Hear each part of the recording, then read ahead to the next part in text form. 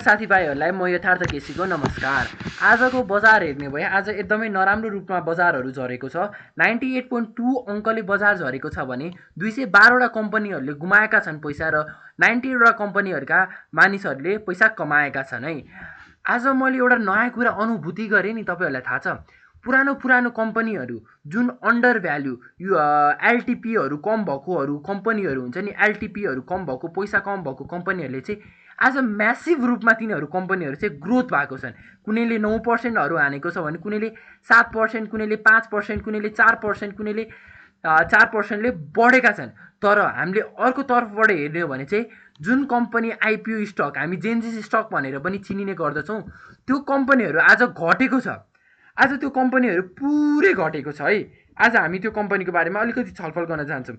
के अब साँच्चै मार्केट तल झर्नेवाला हो त? तपाईँहरूको धेरै प्रश्नहरू आएको छन् होइन, सबै प्रश्नको म उत्तर दिनेवालाको छु। हिजो अस्ति बढेको यो डेभलपमेन्ट ब्याङ्कहरू सब घटेका छन्। त्यही अनुसार सान्वी, डेल, एसओ प्यानल, हेमस्टार, टिटिएल, सेल, बिएचसी, सिन्धु, बन्दीपुर, पियोर, सम्पूर्ण कम्पनी, मावेल, झापा, सम्पूर्ण बुङ्गोल, सबै कम्पनीहरू झरेका छन्। कुनै धेरै 10-10%ले झरेका छन्, कुनै 9, कुनै 8 गर्दै धेरै कम्पनीहरू झरेका छन्। के अब साँच्चै मार्केट अब बियरिस जान लागेको हो त? कि मार्केटमा अब के हुन लागेको हो भनेर आज तपाईँहरूको प्रश्नको म उत्तर दिनेवाला छु। तपाईँको प्रश्नको उत्तर दिनुभन्दा अगाडि मैले हाइकेन्सी अन गरिसकेँ। हाइकेन्सी अन गरेर हेर्ने भए आज हामीले के बुझ्न सकिन्छ भन्दाखेरि मार्केट भनेको अहिले करेक्सन फेजमा छ है। मैले 30 मिनटको टाइम फ्रेममा राखेको छु र मार्केट अहिले करेक्सन फेजमा छ है। मार्केटले यहाँबाट ग्रोथ लिनुपर्ने हो। तपाईँलाई म राम्रोसँग देखाउन चाहन्छु। यो भनेको हाम्रो सपोर्ट जोन हो, तलको सपोर्ट जोन भयो र मार्केटले यो जोनबाट हामीले चुनाव हुने हो भनेर थाहा पाएपछि मार्केटले एकदमै ठुलो रूपमा बढेको हामीले अनुभूति गर्न सक्छौँ। यहाँ हेर्न सक्नुहुन्छ। तपाईँलाई म एउटा राम्रो सेन्टिमेन्ट अनुसार बुझाउन चाहन्छु है। के भएको छ, मार्केट ग्रोथ हुने हाम्रो यो करेक्सन हो कि मार्केट झर्ने लागेको हो कि तपाईँलाई म राम्रोसँग बुझाउँछु। हाम्रो ग्रोथ भएपछि, कुनै पनि मार्केटको ग्रोथ भएपछि एउटा हेल्दी करेक्सन आउनु पर्छ। हेल्दी करेक्सन आएन भने त्यो मार्केट धेरै लङ टर्मभरि ग्रोथ हुन्छ भनेर हामीले भन्न मिल्दैन। अब यो ग्रोथ भयो, अब एउटा करेक्सन आयो, सेम यहाँ पनि एउटा ग्रोथ भयो, एउटा करेक्सन आयो। सम्पूर्णमा देख्न सक्नुहुन्छ growth correction, growth correction, growth correction, correction आयो। तर यो जोनबाट हाम्रो ग्रोथ हुनुपर्नेको साटो, यो जोनमा हाम्रो ग्रोथ हुनुको साटो सानो करेक्सन अगाडि नै आयो। यो के भएको हो त तपाईँलाई म भन्न चाहन्छु। खासमा हाम्रो बजार योबाट बढिएर माथि जानुपर्ने हो। यो जोनलाई हामीलाई करेक्सन हामीलाई चाहिएको थिएन। यो जोनमा यहाँदेखि त हाम्रो बजार माथि जानुपर्ने थियो, तर माथि गएन। त्यो बजार भनेअनुसार जाँदैन, कुनै बेला कहिले माथि कहिले तल भइरहेको छ। तर यो बजारबाट माथि जानुपर्ने बजार तल गएन। अब हामीले के रूपमा हेर्न सकिन्छ भन्दाखेरि हाम्रो के हेर्न सकिन्छ भन्दाखेरि यो जोनबाट हाम्रो अब अन्तिम जोन भनेको यो जोन हो। यो जोनबाट पनि बजार माथि उठेन भने बजारलाई गाह्रो हुनेवाला छ। बजार तल पछारिन्छ। लगभग 2659सम्म बजार पछारिन्छ जस्तो मेरो अनुवाद, मेरो एनालाइसिसले त्यस्तो भन्छ। तर बजारले यो जोनलाई पनि सस्टेन गरेर माथितिर बढ्यो भने बजारले राम्रो रिटर्न अझै दिन सक्छ। बजारले हामीलाई कति पर्सेन्टको रिटर्न दिन सक्छ? बजारले हामीलाई अझै 2%, नेप्से 2%ले माथि जान सक्छ अझै, यदि बजारले राम्रो पर्फर्मेन्स गरिरह्यो भने होइन। यदि बजारले राम्रो पर्फर्मेन्स गरिसक्यो भने अहिले 2-3 महिनाको सबैभन्दा हाई पिक भइसकेको छ र योसम्म हाम्रो लेभल जानुपर्ने हो। 2825सम्म हाम्रो लेभल जानुपर्ने हो र चुनावपछि हाम्रो यो जानेवाला पनि छ। अहिले अलिअलि करेक्सन आइरहेको, चुनावपछि हाम्रो बजार माथि नै जानेवाला छ, त्यति म लेखेर दिन्छु। चुनावपछि सरकार बनेपछि, राम्रो सरकार बनेपछि झन् राम्रो हुनेवाला छ र माथि नै बजार जानेवाला छ। र आजको सान्वीहरू सबै डेल, हेमस्टारहरू झरेको छन्। अलि सचेत भएर हेर्नु होला होइन, किनकि अब यो पनि बाइङ जोन, अब अपर्च्युनिटी हो भने बाइङ जोनमा पनि हुनसक्छ यो कम्पनीहरू। एउटा सर्ट टर्म ट्रेडको लागि हेर्ने भए बाइङ जोनतिर पनि हेर्न सकिन्छ। यो 54को बाइङ जोनमा हेर्न सकिन्छ यो डेल होइन। राम्रो ग्रोथ गरेको छ यो कम्पनीहरूले। र म सबैभन्दा अलिकति तपाईँहरूलाई अगाडि नै भन्न चाहन्छु, UNHPL one of the most premium stock of share market होइन, यसलाई भिआइपी स्टक भनेर पनि म भन्ने गर्दछु होइन। यसले विगतमा यति यति यति धेरै रिटर्न दिएको छ कि म आफै सचेत पर्छु। मैले यसको बारेमा निकै अगाडिदेखि नै भनिरहेको थिएँ। युएनएचपिएलको बारेमा यो मेरो ट्विटर ह्यान्डल हो, तपाईँहरूले फलो गर्न सक्नुहुन्छ। हरेक सानो सानो अपडेट पनि म अगाडि समयमै दिन्छु। युएनएचपिएलको बारेमा मैले भनेको भन्न यहाँ जेम जेम स्टक हो, 14 to 15% रिटर्न दिन्छ। यसले चाहिँ के भन्न चाहेको भन्दा 14 to 15% रिटर्न दिन्छ यदि यो जोनभन्दा माथि गयो भने, हाम्रो 467को जोनभन्दा माथि गयो भने हाम्रो बब्बाल रिटर्न दिनेवाला छ। र आज यो कम्पनीले निकै नै राम्रो गरेको छ। आज यो कम्पनीको 43 अर्बको कारोबार भएको छ र 5 अङ्कले माथि बढेको छ। 5% माथि बढेको छ, अङ्क होइन प्रतिशत। यहाँदेखि मैले इन्ट्री दिएको थिएँ हजुरलाई, करेक्ट इन्ट्री भनेको थिएँ यो जोनतिर। कतिजनाले इन्ट्री लिनुभयो होला यो जोनतिर होइन। यो जोनबाट हाम्रो पम्प आयो, एउटा राम्रो पम्प आयो र मलाई लागेको हिसाबबाट र मेरो एनालाइसिस हिसाबबाट यो 540 या 500 कहाँसम्म 540सम्म पुग्ने सेयर हो र यो फर्दर माथि पनि जानेवाला छ। एउटा र्याली समातेको सेयर हो र यो माथि पनि जानेवाला छ भनेर म भन्न चाहन्छु। आज धेरैजना मानिसहरूले बाइङको लागि गर्नुभएको छ यो युएनएचपिएल र मैले एक टाइममा एकदमै सस्तोमा उठाएको सेयर हो र मैले हाराहारी 400तिर मैले बेचेको होला यो सेयरलाई। मैले एक टाइममा एकदम खतरा खेलेको यो सेयर होइन, 400 चान्चुनमा बेचे जस्तो लाग्छ। यतातिर बेचेको होला मैले, यतातिर। त्यतिखेर त्यस्तो नलेज थिएन, यो हेर्न जान्दैन थिएँ म होइन। तर अहिले चाहिँ यो राम्रो ग्रो भयो। अब हाम्रो अल टाइम फेभरेट बुङ्गोल स्टकको बारेमा कुरा गरौँ, किनकि मलाई धेरै मान्छेहरूले बुङ्गोलकै नाममा नै चिन्ने गरिनुहुन्छ होइन।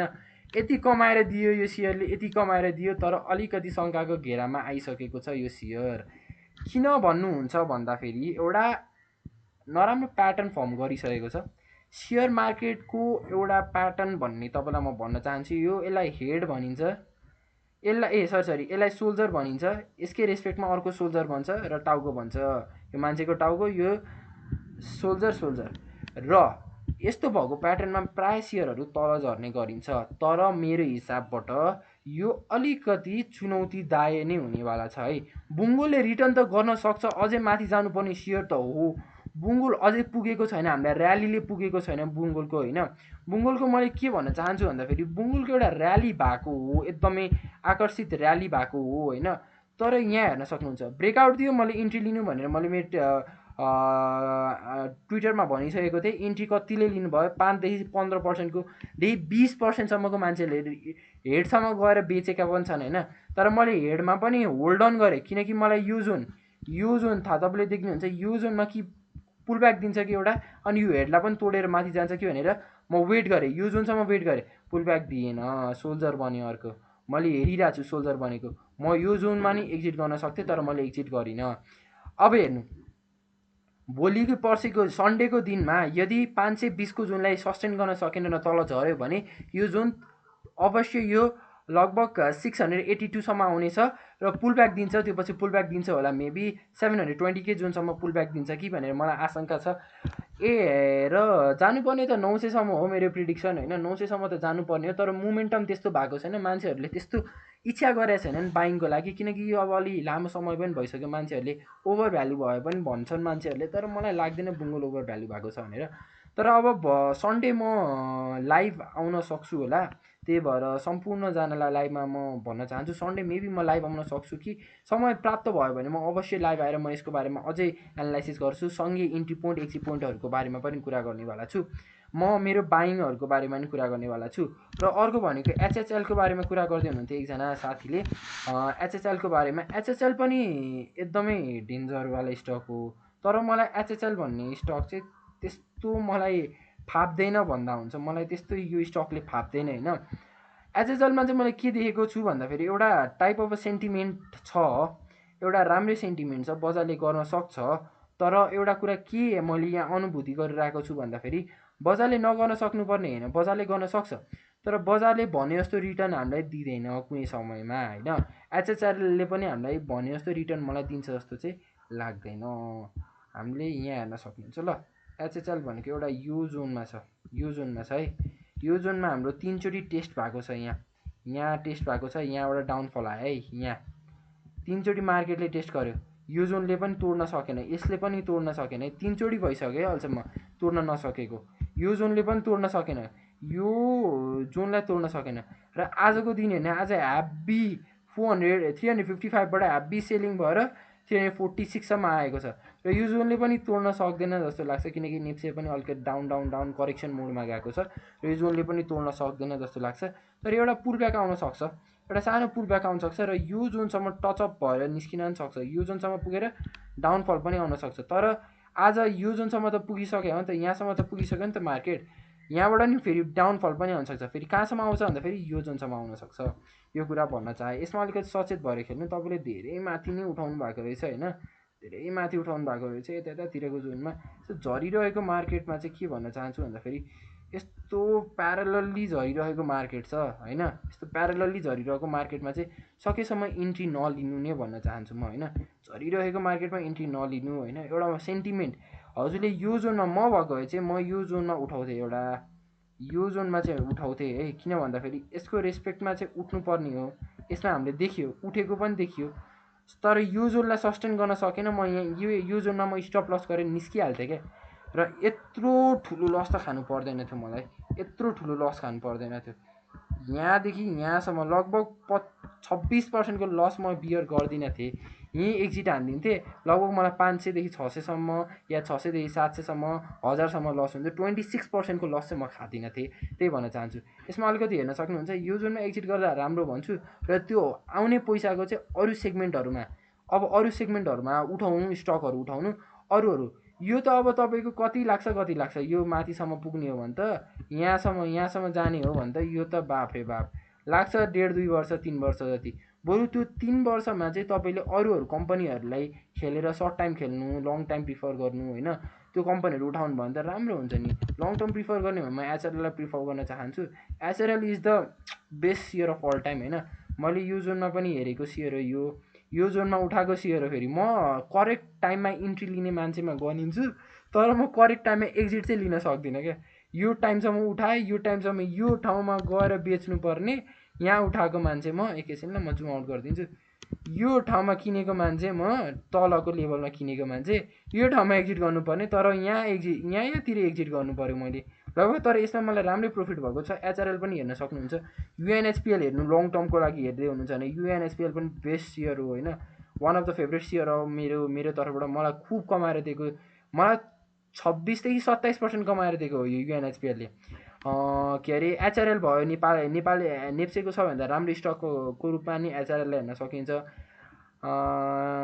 यो पनि राम्रो स्टक हो, तर अलिकति प्राइस धेरै नै माथि गइसकेको छ। यतिखेर र्याली समात्न पाए त आहाहा, 400को ऱ्याली समात्न, यस्तो ऱ्यालीहरू चाहिँ अब छिटै हामीले हेर्न सक्छौँ। चुनावपछि यस्तो ऱ्याली त कति आउँछ। त्यही भएर अलिकति सचेत भएर खेल्नु होला भन्ने नै सुझाव दिन चाहे होइन। राम्रोसँग बढिरहेछ यो टिटिएल पनि 1000 पुगेर झरेको कम्पनी हेर्दै हुनुहुन्छ यहाँ। यो जोनमा छोएर यसलाई टेस्ट गरेर र यो जोनसम्म टेस्ट गरेर झरेको कम्पनी, यसको रेस्पेक्टमा झरेको कम्पनी, यस्तो कम्पनीहरूलाई चाहिँ हेर्न अलि रुचाउनु त रुचाउँछु, तर म अलिकति सेन्सिटिभ भएको मान्छे हो। तर गाह्रै छ यो कम्पनीहरूलाई माथि उठ्नको लागि होइन। टिटिएल त उठ्छ, तर यसको फन्डामेन्ट मलाई चाहिँ मन पर्दैन। यसको फन्डामेन्ट चाहिँ मलाई गुज्रेको फन्डामेन्ट छ होइन, त्यही भएर मलाई मन पर्दैन। सेलको भइहाल्यो, सेल पनि ठिकै छ। एसवाई प्यानल पनि अलि यत्रो म्यासिभ बढेको चाहिँ अलिकति त घट्नै पऱ्यो नि त। करेक्सन त चाहिन्छ नि त, मार्केटमा करेक्सन बिना त हुँदैन। तपाईँहरू आत्तिनु पर्दैन। म मेबी सन्डे या मन्डे ट्युसडे कहिले हुन्छ म मिलाएर एक समयमा बिस्तारै म लाइभ स्ट्रिम पनि सुरु गर्नेवाला छु। साथ सपोर्ट गर्दै गर्नु होला। र सानो अपडेटहरूको लागि चाहिँ म सानो अपडेटहरू दिइरहेको हुन्छु यहाँ के अरे हाम्रो हल्का फुल्का हो यो करेक्सनहरू, यस्तो बारेमा म भनिरहेको हुन्छु। अब पुल ब्याक आउँछ कि आउँदैन, सेयर झर्छ, मार्केट कति बजे ओपन भयो, कति बजे झर्छ, कस्तो हुन्छ भने म अपडेट दिइरहेको हुन्छु। केही प्रश्न छ भने मलाई बिन्दास आएर तपाईँहरूले भन्न सक्नुहुन्छ होइन। त्यही भन्न चाहन्छु। आजको भिडियो यति नै हो होइन।